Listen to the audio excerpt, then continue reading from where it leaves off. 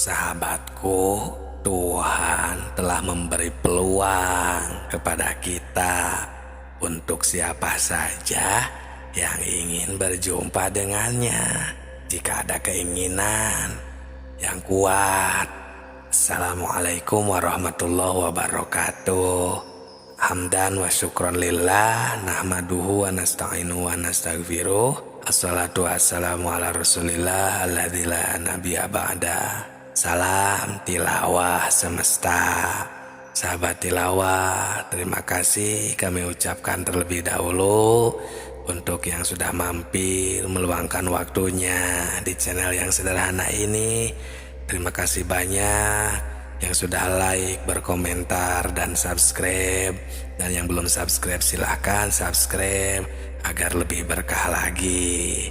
Semoga sehat selalu. Sahabat tilawah yang kami cintai, kalau keinginan kita sudah kuat, Tuhan ini telah memberi peluang kepada kita. Siapa saja yang ingin berjumpa dengannya pasti akan berjumpa. Ini sebagaimana firman Allah yang tercatat di dalam surat ke-18 ayat 110, surat Al-Kahfi ayat terakhir. Itu di sana berbunyi, "Faman kana yarju liqa rabbih falyamal amalan sholihah wala yusyrik bi ibadati rabbih ahada." Barang siapa yang mengharap perjumpaan dengan Tuhan, maka hendaklah ia mengerjakan amal yang soleh, dan janganlah ia mempersekutukan seorang pun dalam beribadah kepada Tuhannya.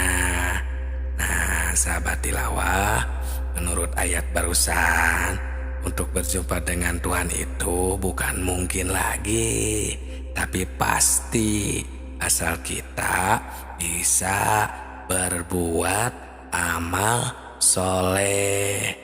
Untuk berbuat amal soleh juga ini jangan sembarangan, ya harus benar-benar teliti, melalui guru kah, melalui pembimbing kah, pokoknya jangan sembarangan. Karena ini kan urusan akidah, ya contohnya seperti amal solehnya itu sholat. Nah, ini kan harus benar-benar sholat ini ya, fokus, serius, tidak hanya menjalankan kewajiban saja. Jangan semata-mata karena Allah memerintahkan jadi kita menjalankan. Nah, itu kan dikarenakan sebatas perintah. Nah, ini agar menjadi amal soleh, si sholat itu kita harus benar-benar menyempurnakan sholat ini. Seperti contohnya kan sholat itu, shodnya itu kan soful kolbi. Soful kolbi itu kan ingatan atau elingan yang suci.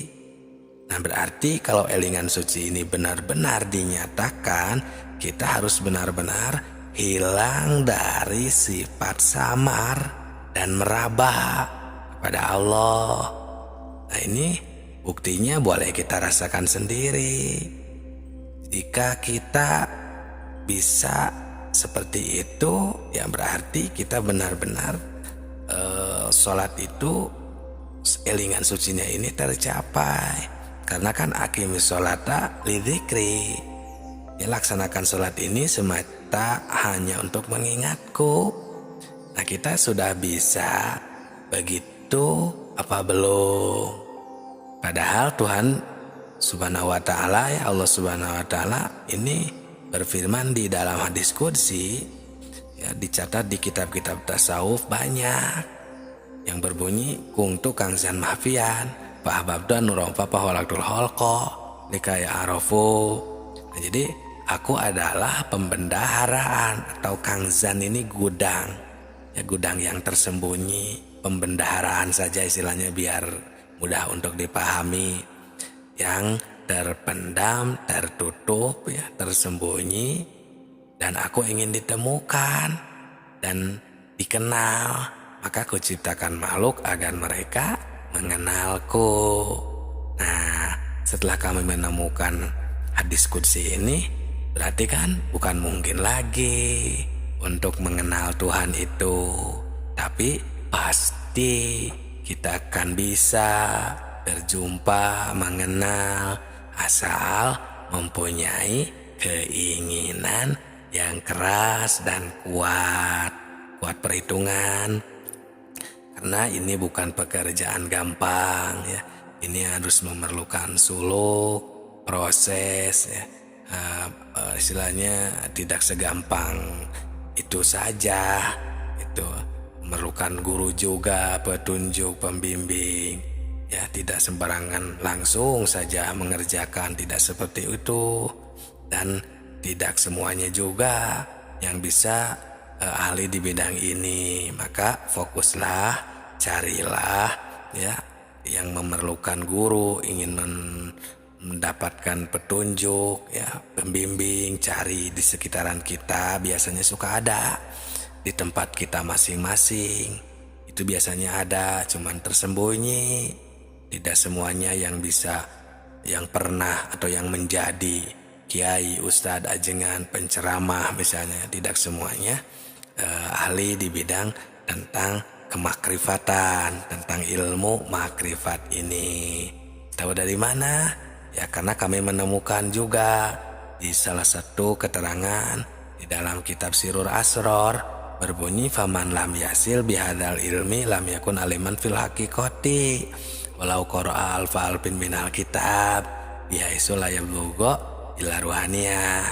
Yang berartinya semua manusia jika tidak mencapai tingkat ini, mengenal Allah, makrifat ya, maka tidak dikatakan alim secara hakikat, walaupun dia telah menguasai 1.000.000 kitab, karena tidak mencapai derajat rohaniah ini. Nah, sahabatku, sahabat tilawah semesta, dari penjelasan ini kita semua ya mafhum, memahami bahwa tentang makrifatullah ini benar-benar memerlukan kekhususan atau proses ya. Nah, kita ini sehingga tahu, memahami pentingnya ya wasilahnya dari ilmu makrifat ini. Karena pernah ada yang menanyakan, untuk apa belajar ilmu makrifat dan apa wasilahnya? Nah, tentu saja banyak sekali manfaat dan wasilahnya. Seperti yang pernah kami bahas, jika kita lupa kepada Allah di dunia ini, maka nanti apalagi di akhirat setelah kita mati, ya setelah kita meninggalkan dunia ini, ya di alam kubur saja kita belum tentu bisa menjawab pertanyaan dari malaikat munkar dan nakir. Jika kita tidak tahu, tidak makrifat dari sekarang. Kan salah satu pertanyaannya itu ada, marobuka, siapa Tuhanmu, mana Tuhanmu. Jika kita tidak tahu, kita tidak akan bisa apa-apa nanti di akhirat. Itu baru dari segi pertanyaan, belum dari segi malaikatnya. Seperti malaikat itu kan terbuat dari cahaya, ya kita semua sudah pada tahu dan sudah mafhum. Berarti malaikat itu sejenis cahaya, dan bahasanya juga berarti bahasa cahaya. Karena jika bahasa Arab, marobuka itu bukan bahasa cahaya, itu mah bahasa manusia. Nah, dan jika bahasa Arab, bagaimana untuk manusia yang meninggalnya itu bukan orang Arab?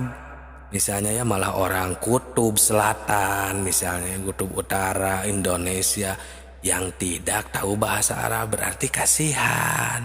Mana adilnya Allah yang tidak tahu bahasa Arab?